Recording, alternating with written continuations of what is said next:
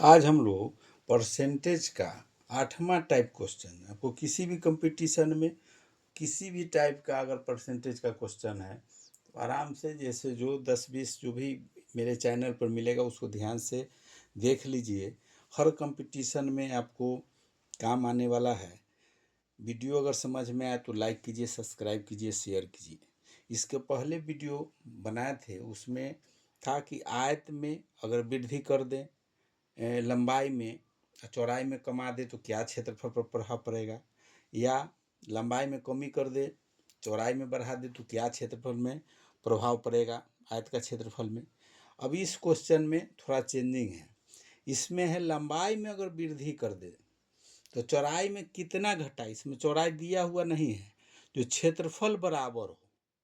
इस तरह से क्वेश्चन अगर है तो उसको कैसे हल करेंगे, उसको निकालने का फॉर्मूला है। चौड़ाई में प्रतिशत की कमी निकालना है तो जो लंबाई में वृद्धि किए हैं उसके बटा में 100 प्लस जो वृद्धि किए है 100 और गुने 100, बस इसी पर बैठा देना है, आराम से आंसर निकल जाएगा। जैसे क्वेश्चन इसका एग्जाम्पल देखते हैं। एग्जाम्पल में क्वेश्चन में आपको रह सकता है कि किसी आयत की लंबाई में 20%, 10% या कुछ भी। जैसे क्वेश्चन में एग्जाम्पल में देख लीजिए, एग्जाम्पल में किसी आयत की लंबाई में 20% की वृद्धि कर देने से उसकी चौड़ाई में कितने प्रतिशत की कमी की जाए ताकि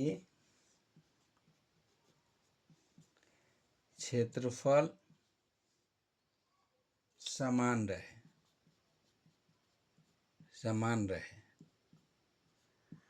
इसी पर सेम इसी पर बैठा देना है। इसमें एम का मान दिया हुआ है, एम का मतलब लंबाई है, लंबाई के जगह दिया हुआ है 20%।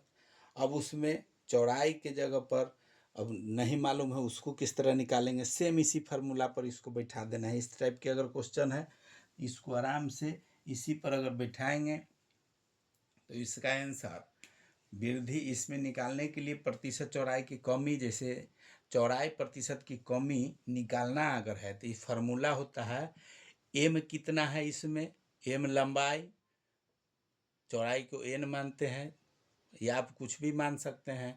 एम माने हुए हैं यहाँ जो वृद्धि है, तो एम बटे यहाँ एम बटे, तो एम के मान है 20 बटा में 100 प्लस में जो एम का मान है 100 बैठा देना है ब्रैकेट और गुना में 100, इसी को हल कर देना है।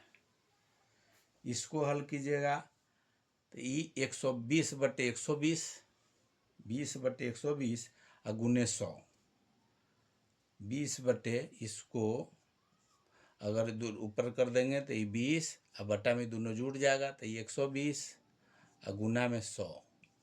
अब इसको 100 से एक जीरो से काट सकते हैं, इसको एक जीरो से एक जीरो। अभी 2 है तो 6 दूनी 12, 3 दूनी 6, अब फिर निकल जाएगा 50। अब इसी पर 50 बटे 3 हो गया, 50 बटे 3 प्रतिशत भी लिख सकते हैं या इसको भाग देंगे तो 16 48 2 50, 16.2 बटे 3 आंसर हो जाएगा। आंसर में इसका 16.2 बटे 3% आंसर। सेम रखने के लिए इसमें चौड़ाई में 16.2 बटे 3% की अगर कमी करेंगे तो क्षेत्रफल में कोई प्रभाव नहीं पड़ेगा। इसी तरह से जैसे इसका उल्टा रह सकता है, जैसे इसमें लंबाई दिया हुआ है जो बढ़ा दिया गया, तब इसमें चौड़ाई कितना कमाना है।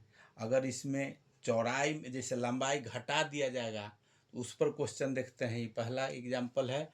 दूसरा क्वेश्चन देखते हैं इसी का सेम उल्टा। अगर इसमें लंबाई जैसे बढ़ाया गया है m%, तो चौड़ाई कितना कम किया जाए।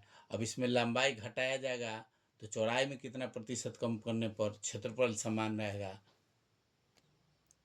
दूसरा टाइप के क्वेश्चन आपको इस तरह से मिल सकता है कि किसी आयत की लंबाई में m% घटा दिया गया तो क्षेत्रफल में क्या मतलब क्षेत्रफल में चौड़ाई में कितना प्रतिशत वृद्धि करेंगे कि क्षेत्रफल समान रहे। इसमें हम लोग क्षेत्रफल समान रख रहे हैं, लंबाई चौड़ाई घटा बढ़ा रहे हैं। तो इसमें अगर लंबाई बढ़ा दे, जैसे लंबाई है उसको घटा देना है, पहले से घटा दिए तो ऑटोमेटिक है कि चौड़ाई भी बढ़ाना पड़ेगा तब क्षेत्रफल समान हो। तो अगर m% अगर घटाए हैं लंबाई तो कितना प्रतिशत चौड़ाई बढ़ाना पड़ेगा, उसको निकालने का फॉर्मूला है। प्रतिशत वृद्धि अगर चौड़ाई का निकालना है तो m/100 - m × 100। सेम चीज़ है, उसमें 100 प्लस जिसमें वृद्धि है उसमें 100 प्लस करना है, जिसमें घटाए हुए हैं लंबाई उसमें से 100 में से माइनस कर देना है, बस और कोई चीज़ नहीं है, सब सेम चीज़ है। इसी पर खाली प्लस माइनस का ध्यान रखना है, आसानी से क्वेश्चन हल होगा। इसके एग्जाम्पल में क्वेश्चन आपको इस तरह से रह सकता है कि सेम चीज़ है, उसमें परसेंटेज उसमें नंबर दिया हुआ रहेगा। जैसे किसी आयत की चौड़ाई में, क्वेश्चन एग्जाम्पल में के तौर पर समझ सकते हैं, किसी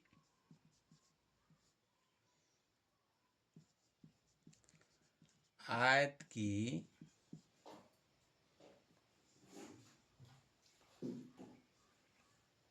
चौड़ाई, इसमें किसी आयत की लंबाई 25% की कमी कर दी जाए तो इसका क्षेत्रफल समान रखने के लिए इसकी चौड़ाई को कितने प्रतिशत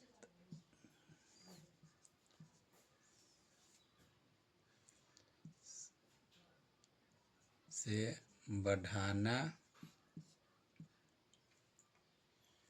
चाहिए, मतलब चौड़ाई कितना प्रतिशत बढ़ाना है। मतलब दो तरह से, लंबाई रहे चाहे चौड़ाई रहे, अगर कमी है दिया हुआ तो दूसरा बढ़ाना है। लंबाई चाहे चौड़ाई में अगर कमी हो गया 25% तो चौड़ाई कितना बढ़ाना है। चौड़ाई अगर कमी दिया हुआ है तो लंबाई कितना बढ़ाना है। कोई लंबाई या चौड़ाई कोई पर भी क्वेश्चन हो तो सेम चीज़ है, जो दिया हुआ है उसको m मान लेना है, लंबाई चाहे चौड़ाई। यहाँ लंबाई दिया हुआ है तो m है, फार्मूला वाला m पर बैठाएंगे। यहाँ पर 25 है तो 25 अब बटा में 100 - 25 और गुना में 100। यही चीज़ सिर्फ याद रखना है। अगर वृद्धि रहेगा तो प्लस कर देना है, घटाना है, कमी है तो माइनस कर देना है, इसी पर हल करना है।